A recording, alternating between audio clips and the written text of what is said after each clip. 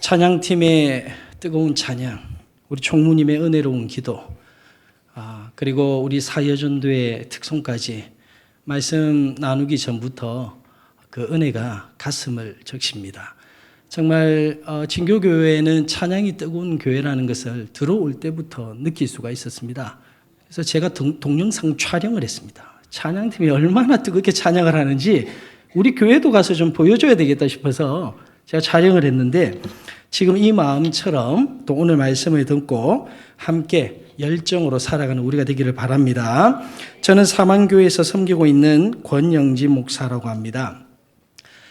오늘 사여전도의 헌신 예배에 또 여러분들 뵙게 되어서 너무 반갑고, 오늘 말씀 안에서 함께 은혜를 나누는 귀한 시간이 되기를 바랍니다. 여러분, 생각만 해도 너무 감사하고 여러분들을 기쁘게 만드는 그런 사람들 여러분들도 있으시죠? 저도 진교교회에 한 분 계십니다. 누군지 아십니까? 권동지 목사님이십니다.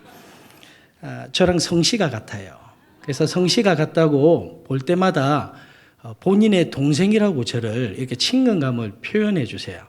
그럴 때마다 참 너무 감사하기도 하고, 그리고 참 기쁘고 또 마음을 흐뭇하게 해서 미소 짓게 만드는 것 같습니다.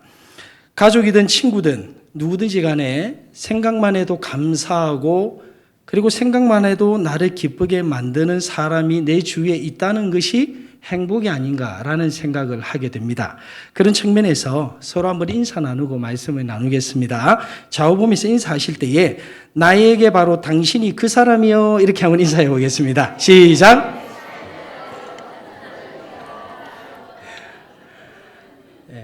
생각만 해도 하나님께 감사하고 기쁜 사람, 바로 옆에 계신 여러분들이 되기를 원합니다. 바울에게도 그런 사람들이 있었습니다. 생각만 해도 감사하고 생각만 해도 기쁜 사람이 있었습니다. 바울은 지금 감옥에 갇혀 있습니다. 정확히 어떤 감옥인지는 모르겠지만 아마 에베소 감옥인 것 같습니다. 소망이 없어 보이는 감옥에 갇혀 있습니다. 그런데 그곳에서도 그를 미소 짓게 만드는 사람들이 있었습니다. 생각만 해도 하나님께 감사하게 만드는 사람들이 있었습니다. 바로 빌립보 교회의 성도들입니다. 빌립보 교회는 AD 48년경에 바울의 전도로 세워진 유럽의 첫 번째 교회입니다. 사도행전 16장에 보니까 루디아의 집이 이 빌립보 교회의 출발지라는 것을 알 수가 있습니다. 그리고 이 빌립보 교회가 있는 이 지역은 당시에 시민들이 자유롭게 재산을 매매할 수 있었고, 그리고 권리도 보장되는 그런 곳이었습니다. 근처에는 금광과 바다, 그리고 비옥한 토지까지 있는 지리적으로 그리고 지형적으로 요충지였습니다. 바로 그곳에 빌립보 교인들이 있었습니다. 이 빌립보 교인들이 감옥에 갇혀 있는 바울에게 기쁨이었습니다. 생각만 해도 기쁘게 만드는 사람들. 바울은 이들로 인하여서 감옥에서도 하나님께 감사를 표현함을 알 수가 있습니다. 여러분, 이유가 있겠죠. 바울이 감옥에 갇혀 있는데 그때 당시에 감옥은 지금의 감옥과 비교되지 않는 정말 칠흑같이 어둡고 소망이 없는 곳 아니겠습니까? 그런데 그곳에서도 그를 기쁘게 만드는 그 빌립보 교회 교인들, 이유가 있었을 겁니다. 그 이유가 무엇이었을까요? 바울이 기쁘게 했고 감사하게 만들었던 이유, 오늘 본문 5절과 6절에 보니까 바울이 빌립보 교회를 생각하면서 하나님께 감사한 이유가 5절과 6절에 나오는데, 우선 5절에 보니 첫날부터 지금까지 복음을 위한 일에 그 성도들이 참여했기 때문에 내가 너무 기쁘고 감사하다라고 바울이 표현함을 알 수가 있습니다. 즉 빌립보 교회가 바울의 복음 사역과 전도 사역을 위하여서 첫날부터 지금까지 함께 했기 때문이었습니다.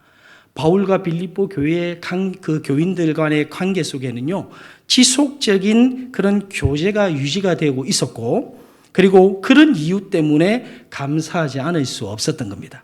그래서 바울이 감옥에 있었지만 그들이 생각하면 기뻤던 겁니다. 감사했던 겁니다. 여러분, 성도에게 교제라는 것이 무엇일까요? 우리는 성도 간에 사랑도 나누어야 되고 또 교제도 나누어야 되잖아요. 교제라는 것이 무엇일까요? 성경은 단순히 식사하고 만나는 것 이상의 교제의 의미를 요구합니다. 오늘 본문이 말씀하고 있는 성도의 교제라는 것은 바울과 빌립보 교인들 간의 관계 속에서 찾을 수 있는 성도의 교제라는 것은요, 바로 이것입니다. 복음 사역을 장려하는 교제입니다. 복음 사역을 나누는 교제입니다. 이것이 정말 성경이 말하는 교제라는 것이죠. 오늘 헌신 예배를 드리는 사회전도의 여러분들은 어디 계십니까? 여기 계시네요. 여러분들은 서로 만나시면 어떤 대화들을 주로 나누시면서 교제를 하십니까? 최고의 대화는 복음과 하나님의 나라를 위한 주제로 대화를 나누는 겁니다. 그것이 최고의 교제의 대화입니다. 남 얘기를 하면 그렇게 재밌고 꽃이죠. 얼마나 꽃인지 누룽지 튀김을 먹는 것처럼 바스락바스락 소리가 나고 얼마나 꽃인지 모릅니다. 그렇죠? 그런데 그런 대화 속에 성도의 진정한 교제는 꽃피지 않는 것입니다. 바울은 또 한 가지 감사의 이유를 말씀합니다. 6절인데요. 너희 속에 착한 일을 시작하신 이가 하나님께서 그리스도의 예수의 날까지 이루실 줄을 우리가 확신하노라. 너무 감사했어요. 너무 기뻐했어요. 두 번째 이유가 뭐냐면 너희 속에 착한 일, 빌립보 교회 성도들 속에 착한 일들이 일어났다는 거예요. 하나님께서 착한 일들을 이루셨다는 거예요. 하나님께서 빌립보 교회 안에 일어났던 착한 일이라는 게 뭘까요? 여러 가지 관점이 있는데요. 그렇지만 그 중에서 이것이 가장 맞는 것 같습니다. 개별적으로는 성도의 성화가 일어났던 겁니다. 오늘 본문에서 바울이 감옥에서도 너무 감사하게 만들었던 이유, 빌립보 교인들 그 교회 가운데에 착한 일들이 일어났는데 개인의 관점에서는 그 교인들에게 성도의 뭐가 일어났다고요? 성화가 일어난 겁니다. 예수님을 닮아가는 성화가 삶 속에서 일어났던 겁니다. 빌립보 교회에는 하나님의 은혜 가운데에 서로 동력하고 교제가 있었고, 그리고 이미 말씀드린 대로 복음 전파가 이루어졌고, 그리고 개개인에게는 성화가 일어났습니다. 바울은 감옥에서 이 두 가지 이유로 인하여서 빌립보 교인들을 생각하면 너무 기쁘고, 그리고 그곳에서도 하나님 너무 감사합니다 라고 감사를 표현했던 겁니다. 그리고 그 감사는, 바울의 그 감사는 그들을 향하여, 빌립보 교인들을 향하여 더욱더 간절히 기도하도록 이끌어갑니다. 더욱더 간절히 기도하게 이끌었습니다. 하지만 그렇다고 해서 빌립보 교인들의 신앙이 온전한 것은 아니었습니다. 아직 부족한 것이 있었습니다. 문제들도 있었다는 거죠. 바울은 빌립보 교인들이 부족한 것들을 채워가기를 원했습니다. 더욱 단단한 신앙을 가지기를 원했습니다. 오늘 본문 제 제목처럼 더욱 단단한 신앙. 너무 감사한 것도 많고 너무 기쁘게 했는데요. 그런데 아직 부족한 게 있죠. 그것까지도 채워서 더욱더 단단한 신앙인으로서 살아가기를 원했던 거죠. 그래서 오늘 본문에 보면 세 가지 기도를 합니다. 빌립보 교인들이 이렇게 되기를 원합니다. 이렇게 되기를 원합니다. 이렇게 되세요 라고 더욱 단단한 신앙인이 되기 위한 세 가지 기도를 합니다. 여러분, 남은 시간에 이 내용들을 살펴보게 될 텐데요. 바울의 이 세 가지 기도는 오늘을 살아가는 우리에게도 큰 도전을 주고 깨달음을 줍니다. 하나님께서 내가 어떤 신자로 살아가기를 원하는지, 그리고 서로 간에는 어떤 기도로 중보하기를 원하는지, 내가 어떻게 살아가기를 원하는지를, 그것에 대한 내용을 제공해 주기 때문에 오늘 이 기도의 내용은 우리에게도 큰 의미가 있는 것입니다. 빌립보 교회가 기도함으로 더 보충하고 성숙해져야 할 부분은 무엇이었을까요? 남은 시간 바울의 이 기도를 살펴보면서 우리 모두 헌신의 마음을 다지는 그런 귀한 시간이 되기를 주님의 이름으로 축복합니다. 바울은 빌립보 교인들을 위해서 그럼 어떤 기도를 했을까요? 하나씩 살펴봅시다. 첫 번째는 너희 사랑을 지식과 모든 총명으로 점점 더 풍성하게 하사라고 기도합니다. 너희 사랑을 지식과 모든 총명으로, 여기서 지식과 모든 총명이라는 것은요, 지식과 분별력이 있는 사랑을 의미합니다. 분별력이 있는 사랑. 바울은 빌립보 교인들이 더 단단한 신앙인으로서 무장해서 세상을 향하여 나아가기를 원했습니다. 그래서 첫 번째 기도합니다. 이렇게 되기를 원한다라고, 서로 기도하라고. 그 첫 번째가 지식과 분별력이 있는 사랑을 하십시오. 이렇게 기도하는 겁니다. 모두가 그런 것은 아니었지만 전체적으로 볼 때에 제가 빌립보 교회에도 부족한 부분이 있다라고 말씀드렸잖아요. 그 부족한 부분 중에 하나가 바로 사랑의 문제였습니다. 빌립보 교회가 이 사랑의 문제가 부족했습니다. 문제가 있었던 거죠. 어떤 측면에서는 이 사랑의 문제에 있어서 연약한 부분이 있었던 겁니다. 시기와 분쟁으로 인해 다툼이 있었습니다. 빌립보서 4장 2절에 보면 두 명의 여성이 대립하는 상황을 표현하고 있음을 보여주는데요. 함께 읽어볼까요? 앞에 있습니다. 시작. 내가 유오디아를 권하고, 공동체가 대립하지 않고 사랑하기 위해서는 무엇이 필요할까요? 이 문제를 해결할 수 있는 단서를 오늘 본문에서 제시합니다. 그것은 우리 잠이 올 수도 있으니까 한번 따라해 주시겠습니까? 지식.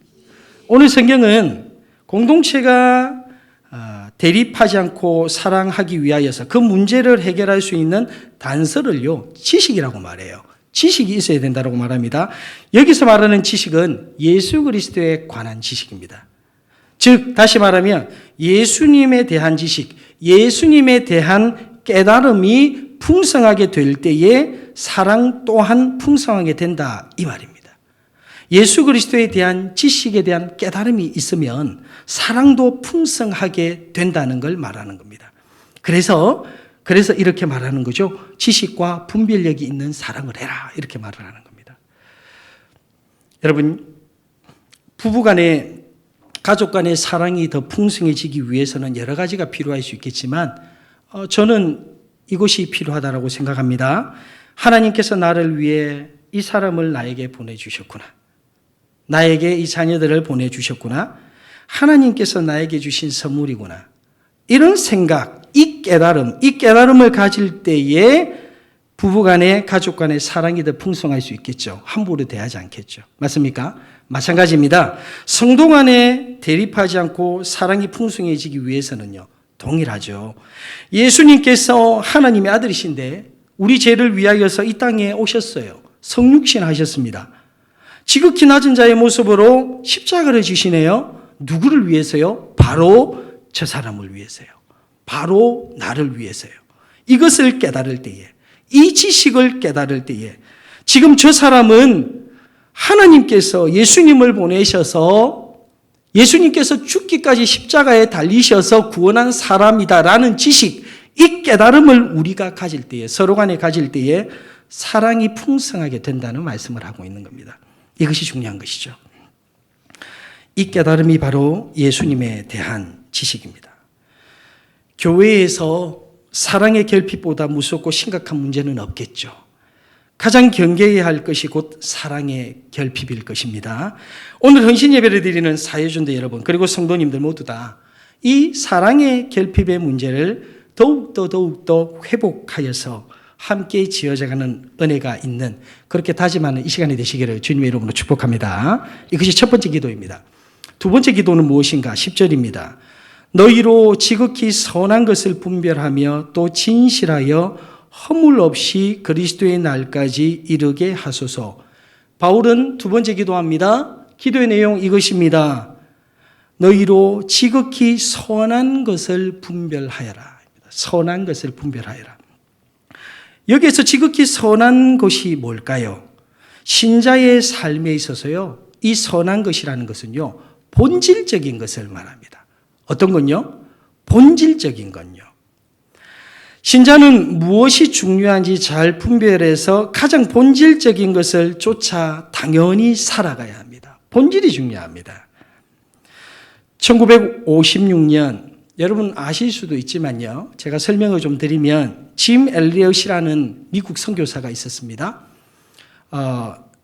짐 엘리엇 외에 4명의 선교사, 5명의 젊은 선교사가 당시에 남미 에콰도르 선교사로 부름을 받았습니다. 그리고 사람을 죽인다라고 잘 알려져 있는 아우카족 부족에게 복음을 전하기 위해 갑니다. 그리고 아마존 정글로 들어갑니다. 하지만 그들은 마치 우리 조선 땅에 복음을 전하기 위하여서 발을 내딛자마자 죽었던 토마스 선교사처럼 처참하게 죽습니다.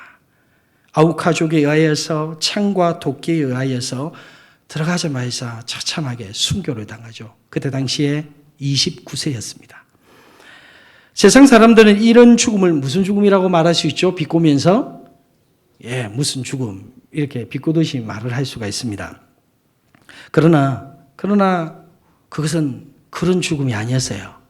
훗날 엄청난 열매로 찾아옵니다. 순교자들의 부인들이 이 부족에게 선교하기 위해 들어갑니다. 이 부족은 여인들에게는 굉장히 호의적이었습니다. 그래서 그 아내들이 들어가서 사랑을 봉사와 노력으로 사랑을 전합니다. 그렇게 전했을 때에 아우카 부족이 마음을 열게 되고 그리고 복음을 받아들이는 역사들이 일어납니다. 아우카족 입장에서는 예전에 자기들이 죽였던 사람들의 아내들이 와가지고 복음을 전하고 있는 거예요. 얼마나 놀랐을까요?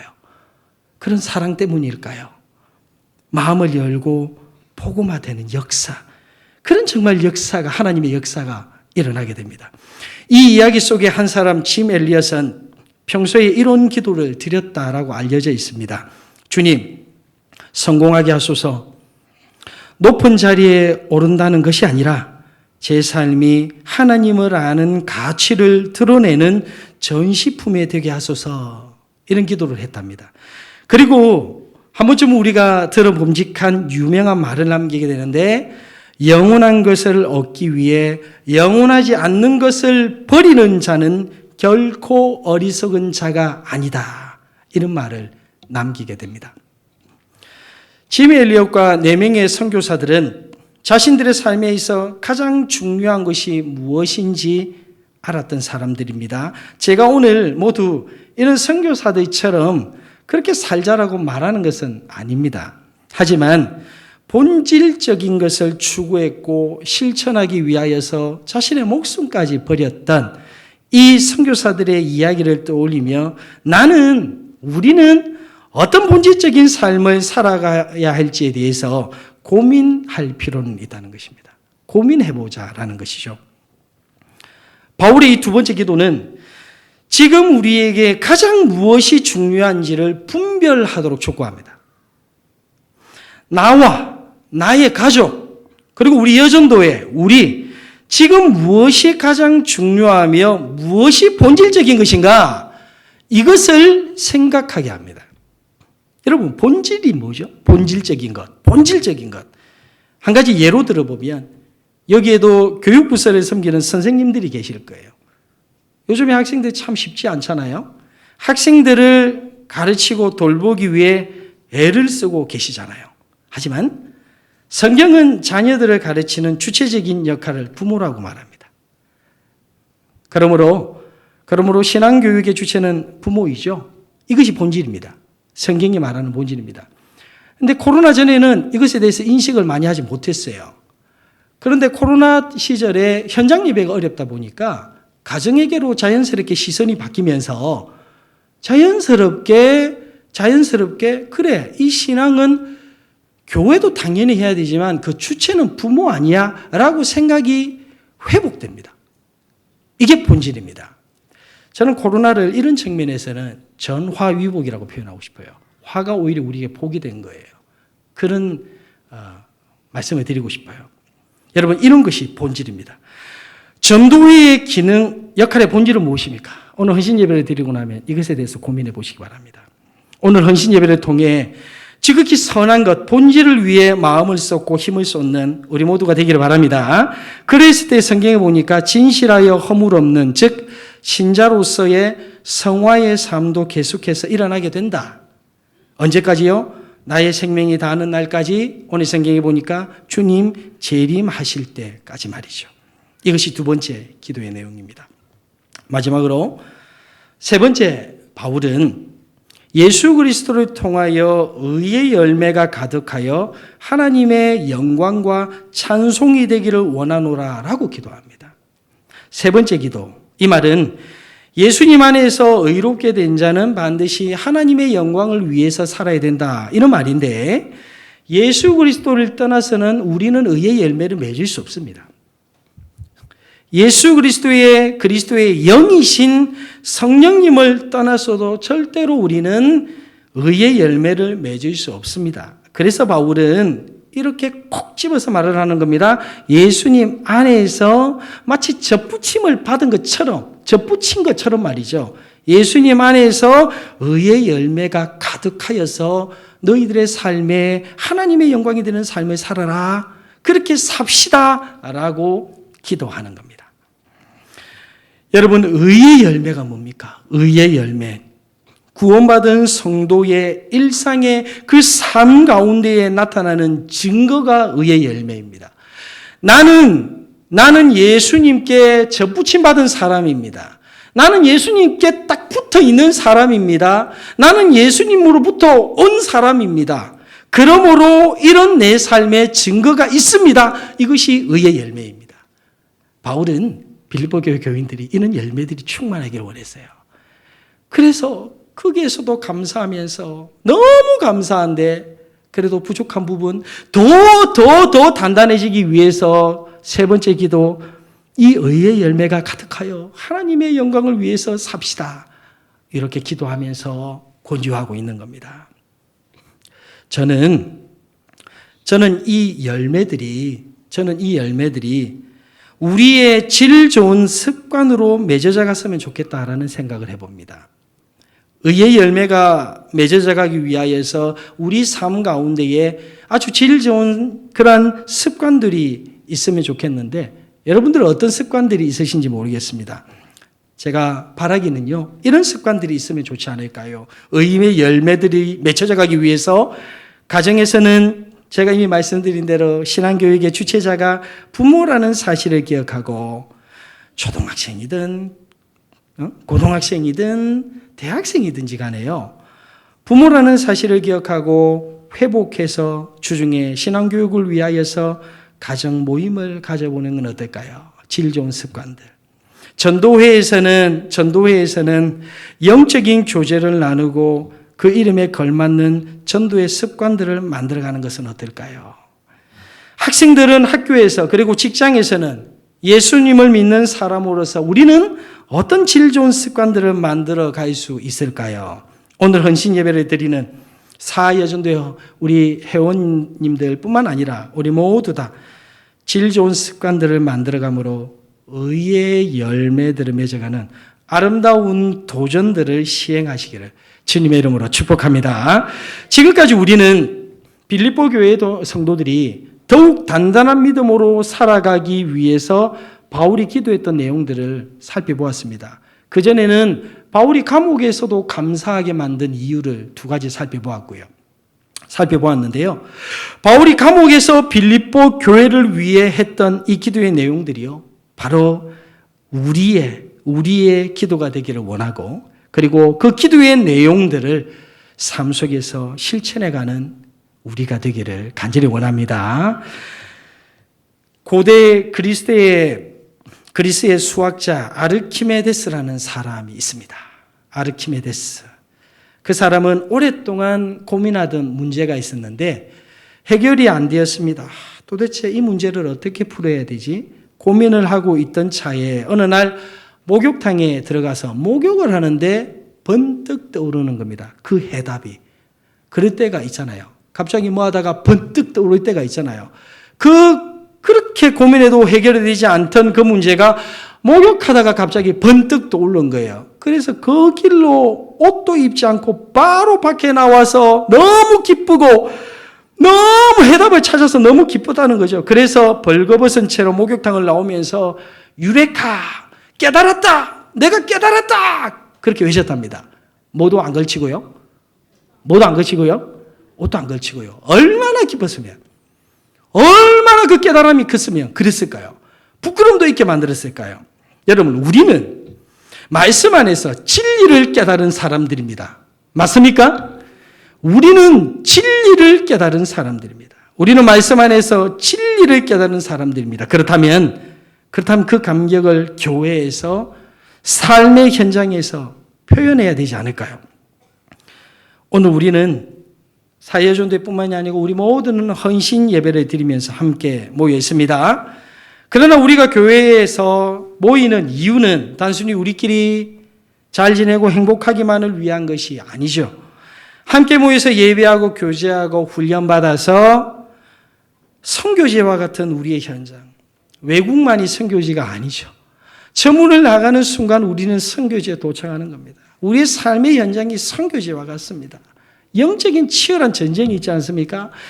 저 선교지와 같은 저 문을 이제 예배를 드리고 나가서 우리가 일주일 동안 살아가야 되는데, 훈련받아서 교제해서 예배 드리고 이 선교지와 같은 우리의 현장에 나아가서 우리가 모이는 이유는요, 하나님의 나라를 이루어가기 위함입니다.